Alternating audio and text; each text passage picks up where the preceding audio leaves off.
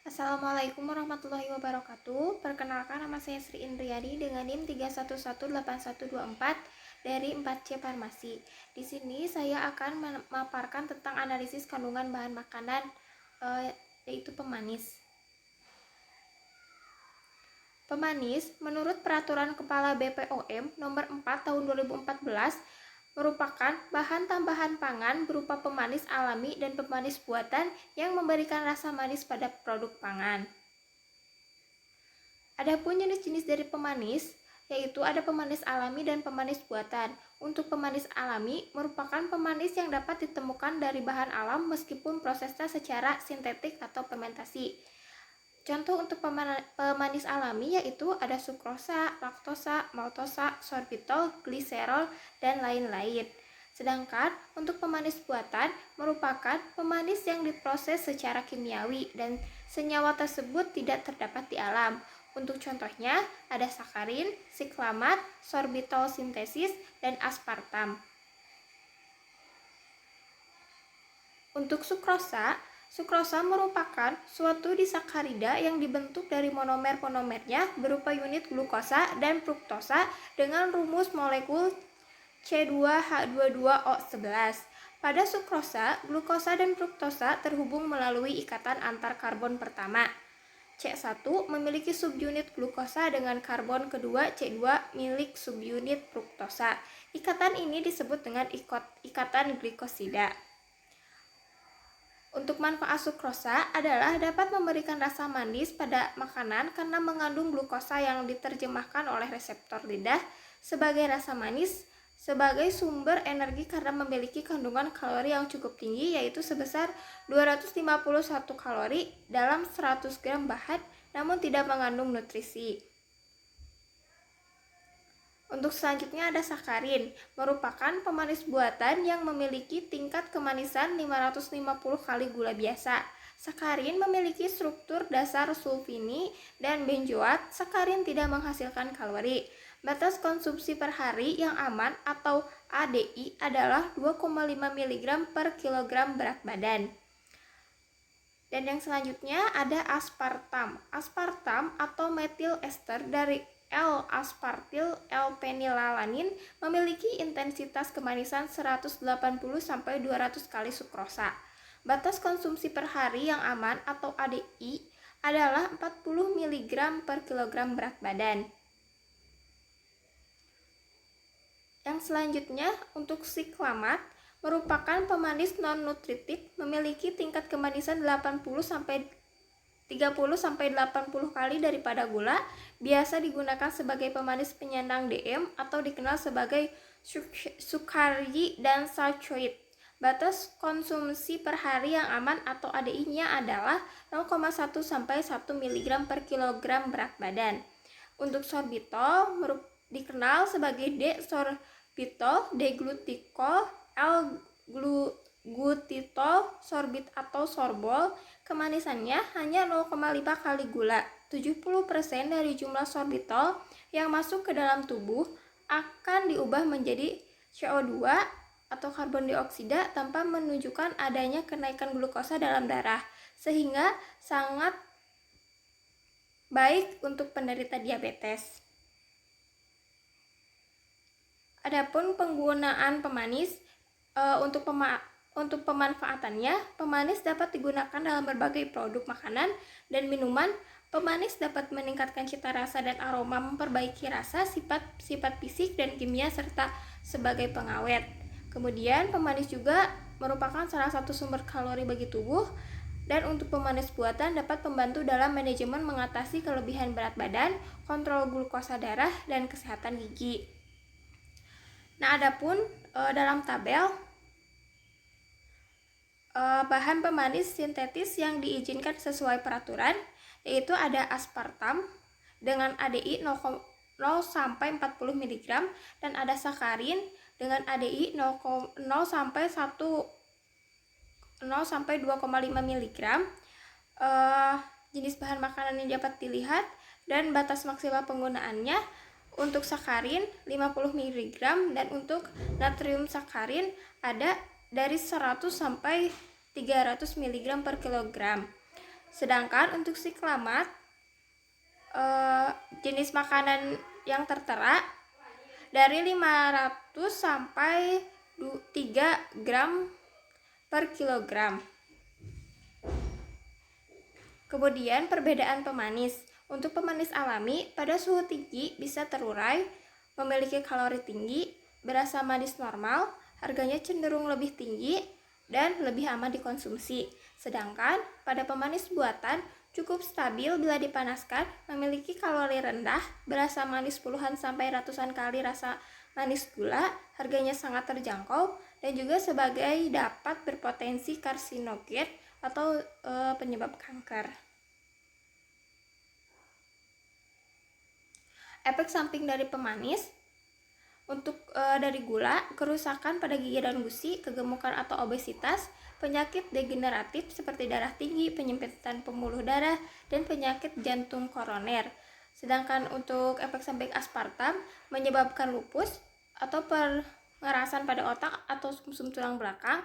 Aspartam mengubah bahan kimiawi di otak, menyebabkan kanker dan leukemia akibat penumpukan fenilanin menjadi tirosin pada jaringan saraf. Kemudian tidak untuk kondisi tubuh yang tidak dapat mencerna asam amino fenilalanin karena kelainan metabolisme sejak lahir, dapat mengakibatkan kerusakan otak yang berakibat cacat mental, kanker payudara, dan atrofi.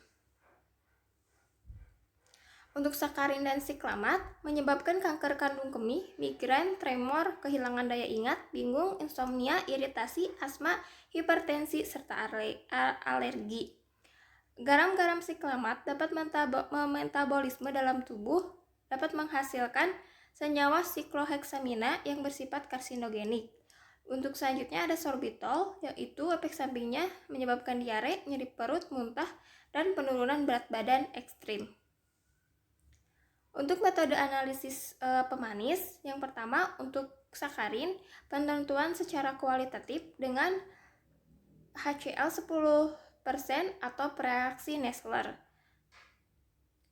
50 sampel diasamkan dengan asam fosfat 25%, kemudian diekstraksi dengan campuran eter dan petroleum eter perbandingan 1:1. Tambahkan 5-10 gram serbuk, teragakan, kocok lalu pisahkan. Destilasi bagian pelarut organik, kemudian pada residunya tambahkan larutan encer natrium bikarbonat, kemudian saring. Untuk uji HCl 10%, larutkan residu dengan sedikit fenol dan ujikan pada fosfor pentoksida dalam cawan porselen. Lalu larutkan dalam air. Kemudian jika larutan berwarna kuning dan pada penambahan alkali ada perubahan warna menjadi merah ungu, maka osulobenzoat positif. Sedangkan untuk uji pereaksi dengan pereaksi Nessler, didihkan dengan beberapa penguji H2SO4 70%, kemudian encerkan dengan air. Pereaksi Nessler yaitu tertera di layar tersebut. Kemudian untuk metode analisis pemanis untuk sakarin secara kuantitatif dengan spektrofotometri UV-Vis, 50 gram sampel ditambahkan 30 ml air dan 5 ml asam sulfat sulfat dalam konsentrasi 10%. Kemudian diekstraksi, campurkan dengan 100 ml di etil eter, kocok selama 3 menit. Ekstraksi lapisan atas dengan 2 kali dengan Na hidrogen karbonat 1%, asamkan lapisan air dengan HCl 10%, kemudian ekstraksi kembali sebanyak 2 kali dengan 30 ml di eter. Ekstraksi eter dicuci dengan 10 ml air, uapkan pada temperatur 40 derajat Celcius, masukkan residu sakarin ke dalam tabung reaksi yang berisi 5 ml etanol 50% dan 1 ml larutan. 1 ml phenothiazine CU2 asetat, tambahkan 1 ml phenothiazine dan 3 ml etanol. Kemudian letakkan tabung reaksi dalam water bath pada suhu 65-70 derajat Celcius sambil dikocok selama 50 menit. Setelah didinginkan pada temperatur kamar, larutan sampel dimasukkan ke dalam 50 ml labu ekstraksi, kemudian tambahkan 2 ml etanol 99%, 5 ml silen dan dikeringkan dengan natrium anhidris. Pengukuran absorben dilakukan pada panjang gelombang 510 nanometer dengan lebar sel 10 mm. Larutan standar dengan cara membuat sari larutan yang mengandung sakarin antara 0,1 mg sampai 2 mg dari kurva standar antara absorben terhadap larutan standar akan didapat kadar analit. Kemudian untuk metode analisis pemanis aspartam, penentuan aspartam secara kualitatif dengan spektrofotometri. Sampel dilarutkan dengan HCl2N, kemudian panaskan supaya terjadi hidrolisis menghasilkan fenilalanin. Ekstraksi yang dilakukan ekstraksi cair-cair, yaitu zat yang telah dilarutkan diekstraksi dengan kloropom sebanyak 2 kali masing-masing 10 menit. Kemudian fase organik dipisahkan dari fase air. Fase air diekstraksi kembali dengan petroleum ether selama 10 menit. Pengukuran dilakukan terhadap fase air. Untuk pengujian aspartam secara kualitatif dengan kromatografi lapis tipis.